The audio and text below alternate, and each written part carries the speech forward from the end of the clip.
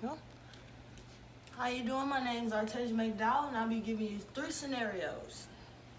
Starting off with my first scenario. My first scenario, I am in a classroom. I see a student on the floor. They're having a seizure. So my initial response would be to check the area to see if there are any hazards.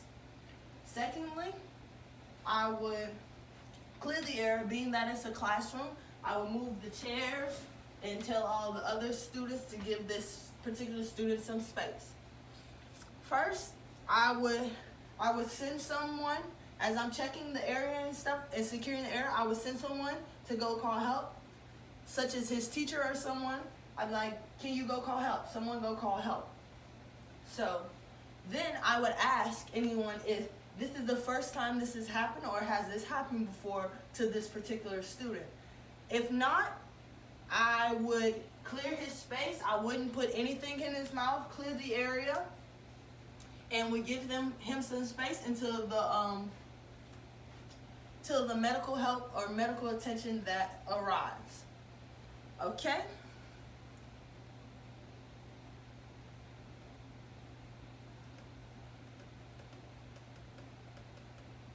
For scenario number 2, let me clean this up. For scenario number 2, I am with my friends. We're making dinner in a very small kitchen. We're making some spaghetti. I move the boiling pot to the sink. As I'm moving the boiling pot to the sink, it spills on my arm. It creates some blisters. They're very painful.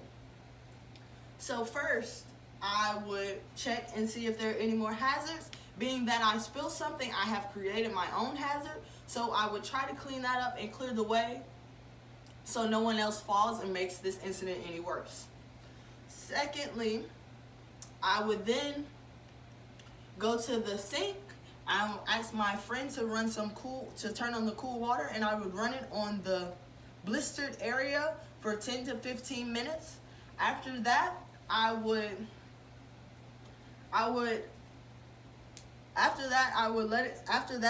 rinsing it off would allow it to cool. After that, I would apply some moist and dry bandages and stuff and cover my arm up, and then I would go straight to the hospital to seek more medical attention.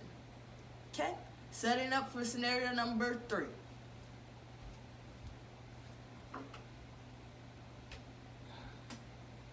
Okay? Scenario number 3, this is going to be my person. This is Josh. This is his head, and this is his body. So, I am at the mall with some friends. We're enjoying some short ribs from the Chinese place. I look over and I see Josh is gagging and he looks panicked. And he's not making any noise or any sounds coming from his mouth. So, first, like always, you first check. I would check his surroundings, check to see if there's any hazards, anything. No, we're good. Great. Secondly, I would, I would ask him if he's okay. If he doesn't respond, being that he's unable to talk, I would say, nod your head if you would like me to help you. My name is Artesia. I'm a trained specialist. Shake your head if you would like me to help you. Okay, he nods yes. So next I would use some back blows and abdominal thrusts to try to get the food up out his throat. So first, I would do my back blows. This is when Josh is standing up, I would stand behind him and I would go 1, 2, 3, 4, 5. Okay? And for your abdominal thrust, you want to make a fist. Cover that fist. And 1, 2, 3, 4, 5. And I would continue this pattern. And while doing this pattern, I will have sent someone to go call help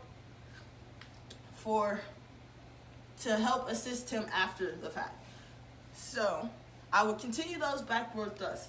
If Josh is unresponsive, if he's not responsive from the jump and just unconscious, I would give him I would do CPR. I would begin the 30 chest compressions and make sure his airway is clear so he's able to get air.